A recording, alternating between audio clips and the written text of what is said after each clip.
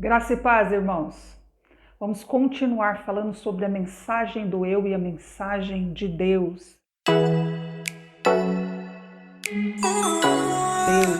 Lendo o texto de Jeremias, no capítulo 20, os primeiros 3 versículos que nos dizem: Passur, filho do sacerdote Imir, que era superintendente da casa do Senhor, ouviu Jeremias profetizando estas coisas, e por isso mandou que o profeta fosse açoitado e preso no tronco que ficava junto ao portão superior de Benjamim, na casa do Senhor. No dia seguinte, Passur mandou que Jeremias fosse tirado do tronco. Então Jeremias lhe disse: O Senhor mudou o seu nome de Passur para Magor-Missabib, ou, como dizem algumas traduções, terror para todos os lados.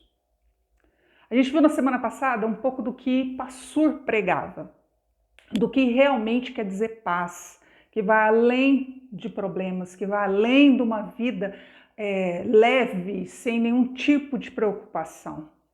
A missão de Jeremias era desafiar as mentiras, anunciar a verdade. Por que razão a gente aceita a mentira? Por que a gente engole mentira tão fácil? Por que será? Por que a gente coloca tanta barreira para aceitar a verdade? Porque nós, como seres humanos, pecadores e caídos, sempre queremos obter vantagem. Sempre queremos ter vantagem. Encontrar atalho, ir por um caminho mais fácil. Só que tem um caminho só. Só um caminho. Se quisermos ser seres completos, só tem uma maneira: estar junto de Deus.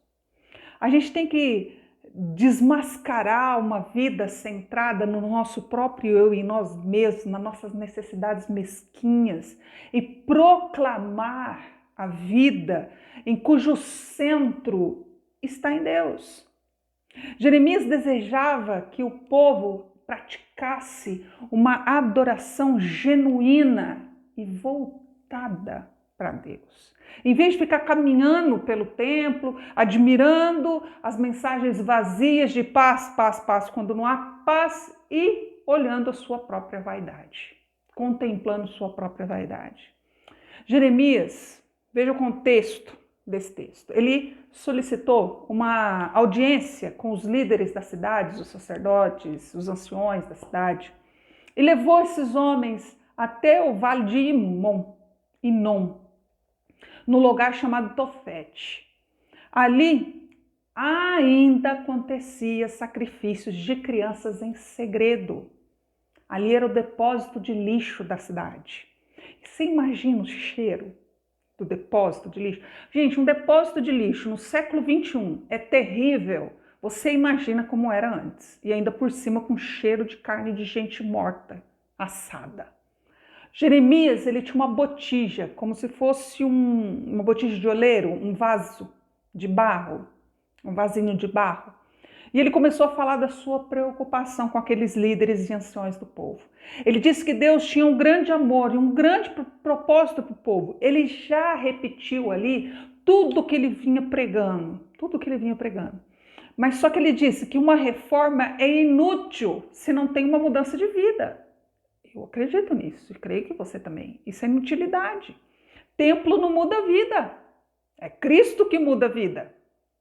Ele ainda diz que não adiantava ter um templo lindo, brilhando, enquanto a pureza, a qualidade de vida das pessoas não mudava. Que não adiantava obedecer os mandamentos se as pessoas de quem nós não gostamos são tratadas como lixo. A verdade é que nós temos que compartilhar com os outros o que a gente prega.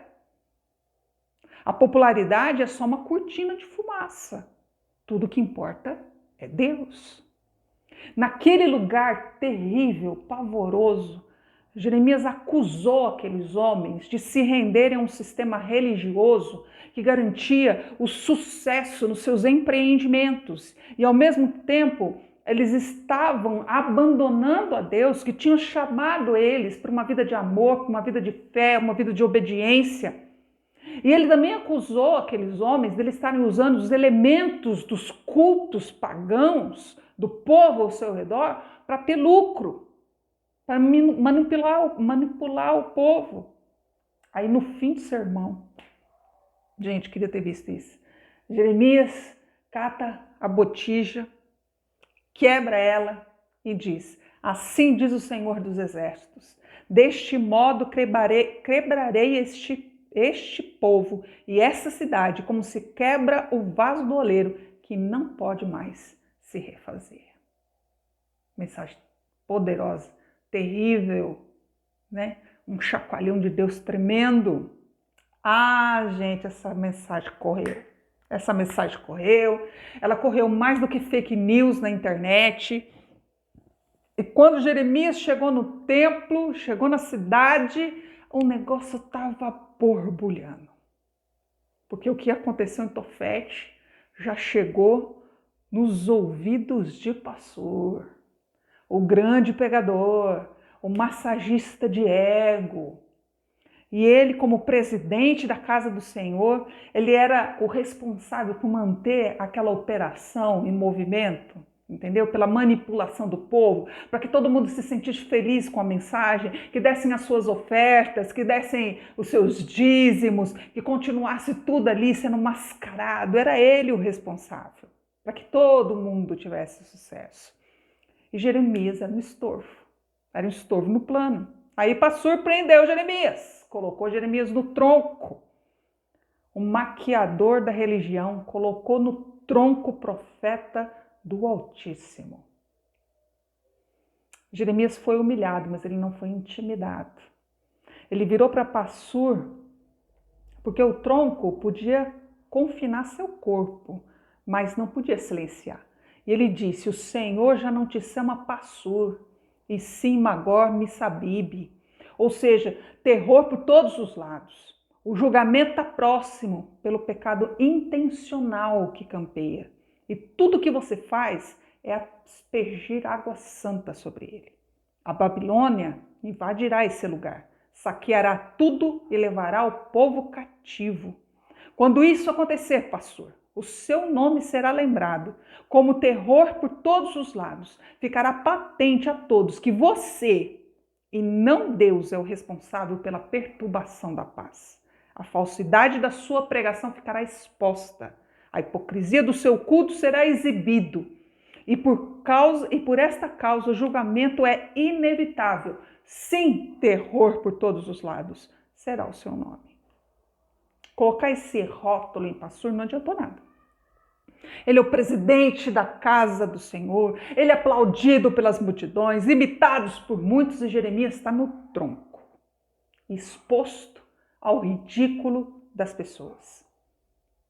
Você sabe, quando uma pessoa está numa situação de desgraça, sempre tem para rir da cara dela, né? Sempre tem. Para ajudar a levantar não, mas para pisar na cabeça sempre tem. Só que nem o medo do tronco, nem intimidado pela humilhação, muito menos embaraçado, seguro, ferido.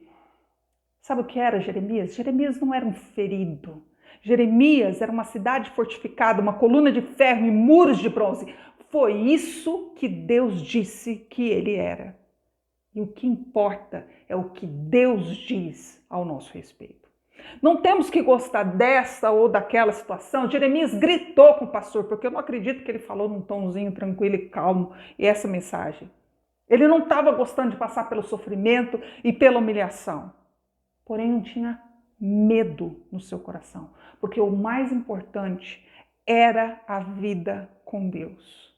Não era o conforto, não era o aplauso, não era a segurança, mas era o Deus vivo. O que ele mais temia era um culto sem reverência, uma religião sem compromisso. O seu temor era conseguir que o seu coração, era que seu coração conseguisse o que queria, e não a vontade de Deus. Esse era o seu temor. Essa é a única coisa pela que a gente tem que temer, que o nosso coração consiga o que quer, e não a vontade de Deus. É triste, é lamentável a gente acabar desperdiçando os poucos e preciosos anos que temos, eles são marcados pela promessa da eternidade, desperdiçando isso com palavras inúteis, palavras vazias, quando a gente pode ser igual a Jeremias. Seres veementemente humanos, apaixonados, entregues, verdadeiros, diante da presença do Altíssimo. Que Deus nos abençoe e tenha misericórdia de nós.